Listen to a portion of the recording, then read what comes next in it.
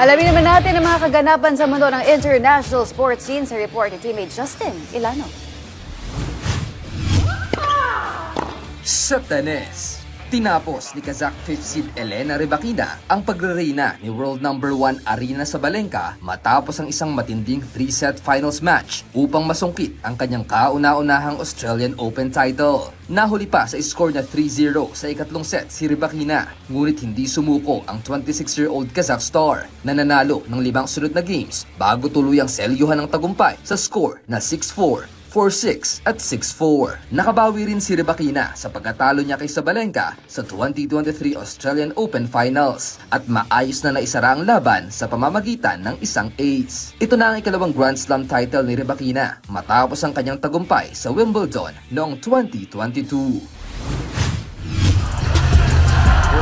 Sa balitang basketball naman, sinuspende ng NBA ng 25 games si Paul George ng Philadelphia 76ers matapos lumabag sa mga alituntunin ng liga kaugnay ng anti-drug program. Hindi na inilahad ng liga ang detalye ng paglabag o ang uri ng ipinagbabawal na substance na sangkot sa kaso. Ayon sa collective bargaining agreement ng NBA at ng National Basketball Players Association, ang 25-game suspension ay itinuturing na unang paglabag. Sinimulan ni George ang kanyang suspension noong Sabado sa araw na hinarap ng Philadelphia ang New Orleans. Dahil sa suspensyon, mawawalan si George ng tinatayang $11.7 million mula sa kanyang $51.7 million salary o halos $470,000 bawat laro. Bahagi ng halagang ito ay ituturing na tax credit na maglalagay sa 76ers ng humigit kumulang $1.3 million na lampas sa luxury tax line. Inaasahang maaaring makabalik sa aksyon si George sa March 25 kapag hinarap ng Philadelphia ang Chicago na may natitirang humigit kumulang na 10 regular season games.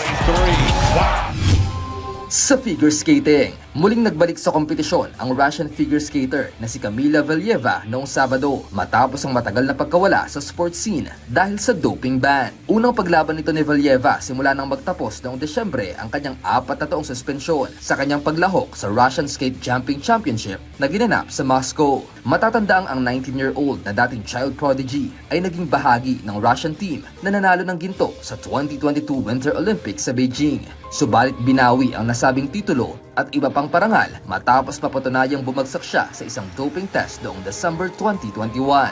Hindi pa makakabalik sa Olympics si Valieva hanggang 2030 Winter Games dahil hindi siya nakasali sa mga qualifiers para sa 2026 Winter Olympics sa Italy. Justin Ilano para sa Pambansang TV sa Bagong Pilipinas.